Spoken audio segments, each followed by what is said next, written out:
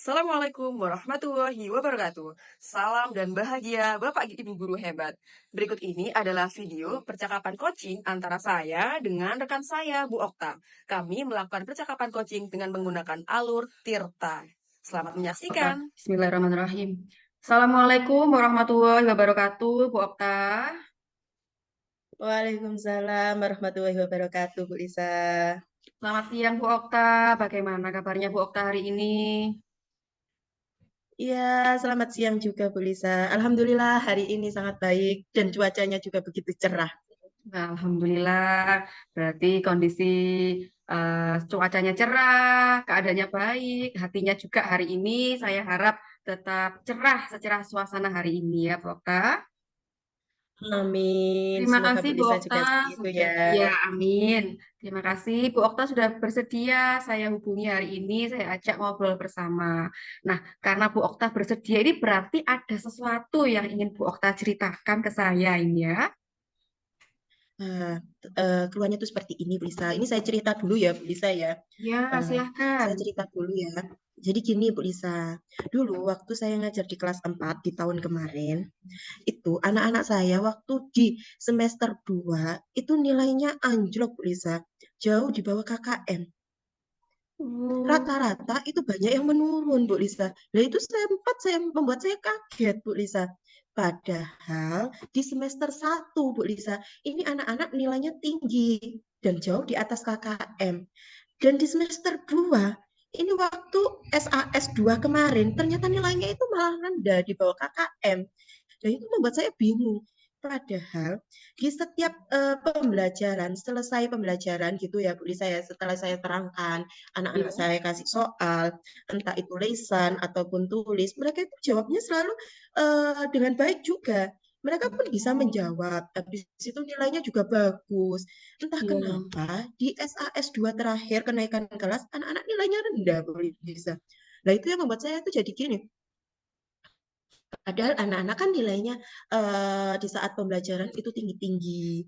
Terus habis itu diterangkan juga mereka sepertinya sudah memahami apa yang saya jelaskan. Itu sepertinya mereka sudah memahami. Tapi kok di semester 2 akhir kenaikan kelas nilai SAS anak-anak itu nilainya anjlok, Bu Lisa. Nah, ini bagaimana ya Bu Lisa? Menurut Bu Ya, Lisa ini dari jadi cerita saya ini Bu Lisa.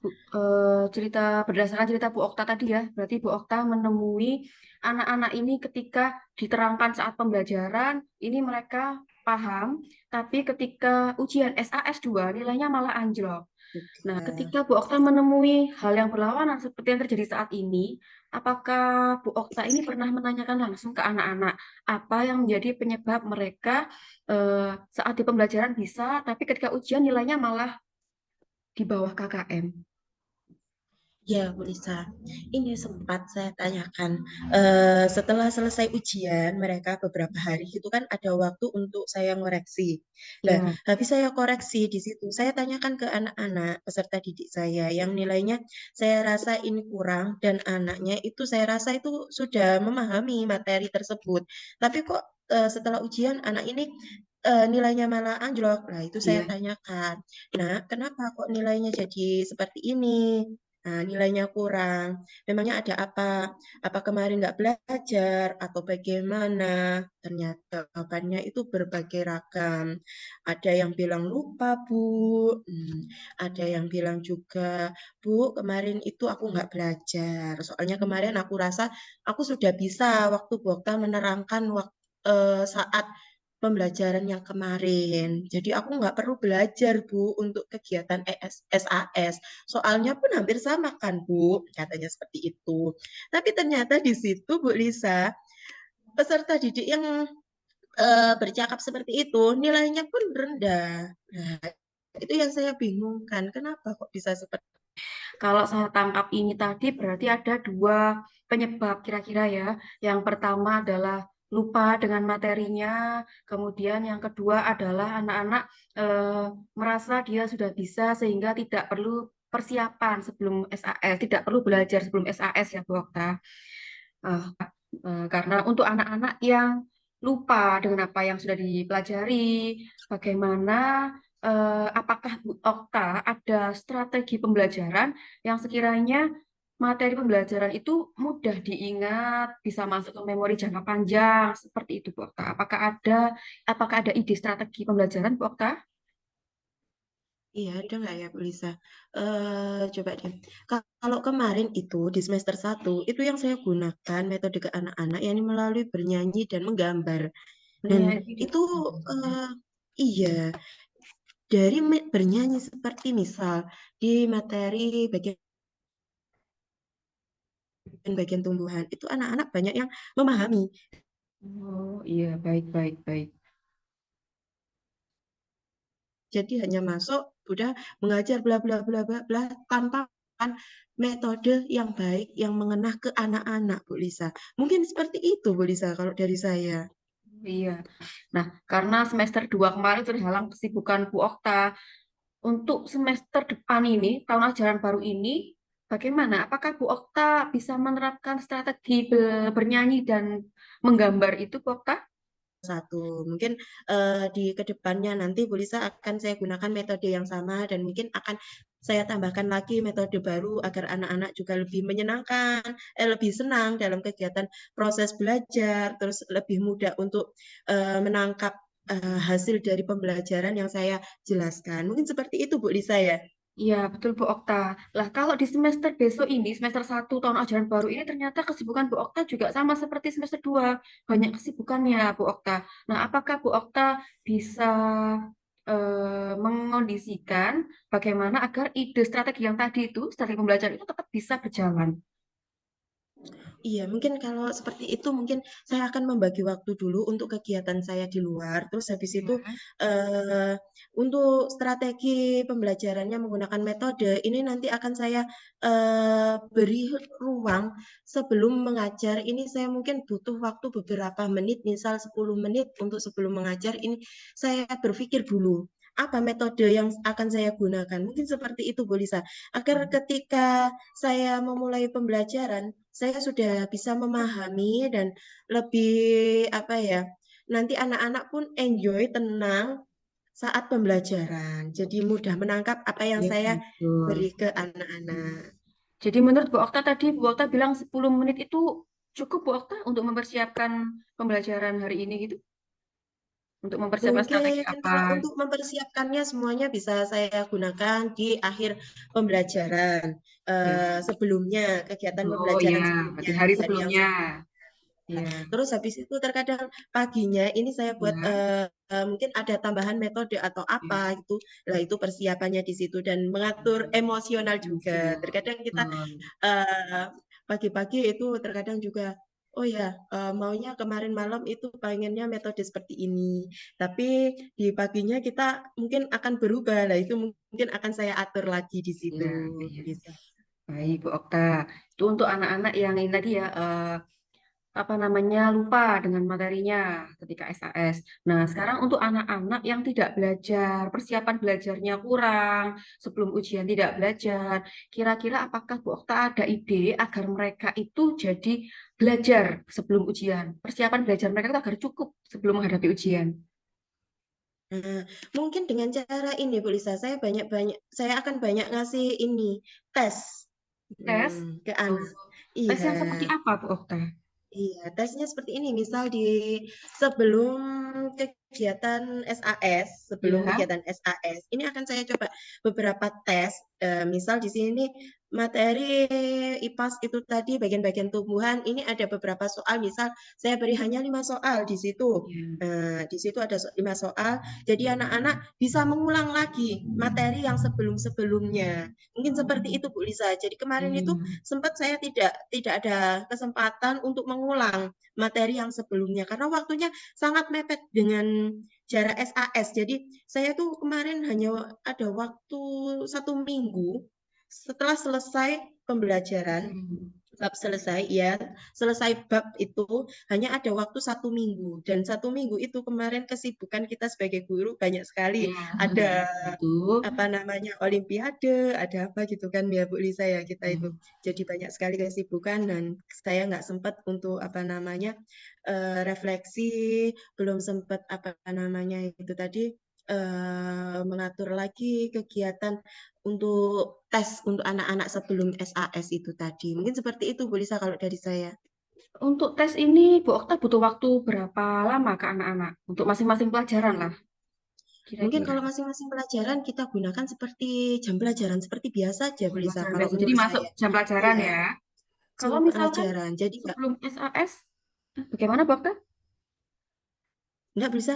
Oh ya, kalau misalkan sebelum SAS itu ternyata Bu Okta juga banyak kesibukan, seperti ada Olimpiade. Nah, kira-kira ada alternatif lain nggak Bu Okta untuk waktunya ini, selain di jam pelajaran? Kayaknya ini gimana ya Bu Lisa ya, kalau di selain jam pelajaran bisa saja Bu Lisa, mungkin saya gunakan di akhir jam pelajaran.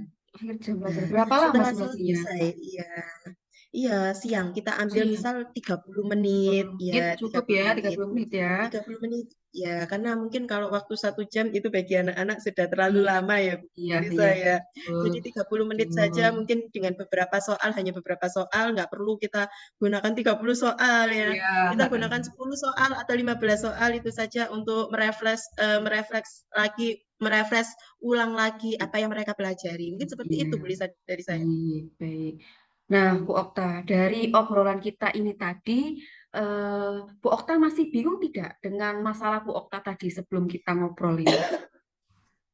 Iya, Ap- Alhamdulillah Bu Lisa, kalau untuk setelah perbincangan kita kali ini, di sini saya Ya, sudah banyak menemukan banyak sekali ide, ya, terus habis itu saya juga lebih, apa ya, lebih ingin segera mengoptimalkan, juga ingin segera, apa namanya, mengaplikasikan ke anak-anak lagi, iya. bagaimana nantinya anak-anak agar mereka itu dapat menerima pembelajaran secara baik dengan metode yang baik juga, yang tertata. Iya. Nah, seperti Jadi itu. tadi apa saja Bu Okta yang akan Bu Okta eh, mulai terapkan nih di semester ini?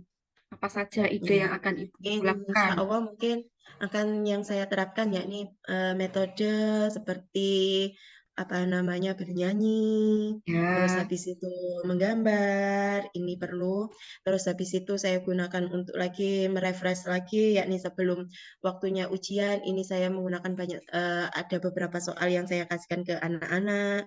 Terus habis itu mungkin kalau tidak ada waktu di saat jam pelajaran itu saya bisa masukkan untuk di jam akhir pelajaran kegiatan untuk mengulang materi yang sekiranya masih belum apa ya belum mengenah ke anak-anak. Alhamdulillah Bu Okta ya. Nah, ini nanti kan kita masih mulai menerapkan ya strategi itu ya bernyanyi dan menggambar. Tentu kita juga harus melihat perubahannya. Apakah mulai muncul dampak positifnya? Apakah ada perubahan dalam pemahaman anak-anak? Jadi ini sekarang kan Bu Okta mulai besok mulai menerapkan dulu. Terus kita akan memantau bersama-sama ya.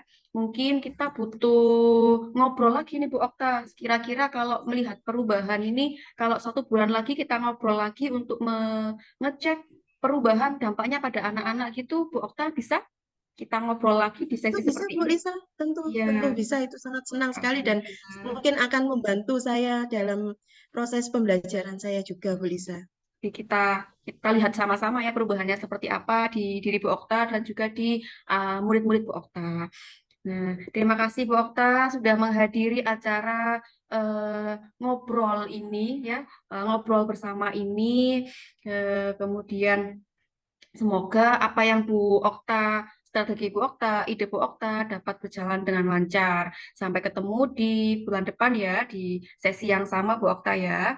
Terima kasih sudah mau bercerita dengan saya. Assalamualaikum warahmatullahi wabarakatuh. Waalaikumsalam warahmatullahi wabarakatuh Bu Lisa. Nah, itu tadi adalah tayangan video percakapan coaching antara saya dengan rekan saya. Sekarang saya akan melakukan refleksi dari kegiatan tersebut. Hal yang sudah berjalan baik, yakni saya sudah melakukan percakapan coaching menggunakan alur Tirta. Kemudian saya juga sudah menguasai dengan baik kompetensi kehadiran penuh dan juga mendengarkan dengan aktif. Kemudian hal yang perlu saya perbaiki adalah bagaimana mengajukan pertanyaan yang berbobot berdasarkan kata kunci yang diungkapkan oleh kunci. Kemudian cara saya untuk bisa menghadirkan penuh atau present yakni dengan mengurangi hal-hal yang bisa mengganggu fokus saya. Jadi sebelum saya melakukan percakapan coaching, misalnya saya berusaha di ruangan yang pribadi. Kemudian saya menyediakan air putih jika nanti tiba-tiba ingin minum, dan sebelum melakukan coaching itu saya usahakan ke kamar mandi dulu sehingga nanti waktu proses coaching itu tidak mengganggu berjalannya proses coaching. Kemudian hal yang akan saya lakukan untuk memperbaiki kekurangan saya yakni melakukan atau membiasakan diri terus belajar berusaha bagaimana mengajukan pertanyaan berbobot dari kata kunci yang sudah diungkapkan oleh kunci. Kemudian umpan balik yang diberikan oleh kunci saya, yakni Bu Okta adalah, alhamdulillah saya sudah bisa menggunakan alur tirta dengan baik. Kemudian saya juga sudah bisa menyajikan suasana yang santai dan nyaman sehingga proses percakapan coaching itu dapat berlangsung dengan baik. Kemudian perasaan yang saya rasakan ketika saya menjadi kunci, yakni saya merasa nyaman, santai sehingga saya bercerita ke coach saya itu juga lebih leluasa. Kemudian saya juga senang saya dibimbing oleh coach saya bisa menemukan ide atas permasalahan saya itu saya sendiri yang menemukan. Jadi beliau ini membimbing saya menemukan ide, menyelesaikan masalah saya sendiri. Terima kasih. Assalamualaikum warahmatullahi wabarakatuh.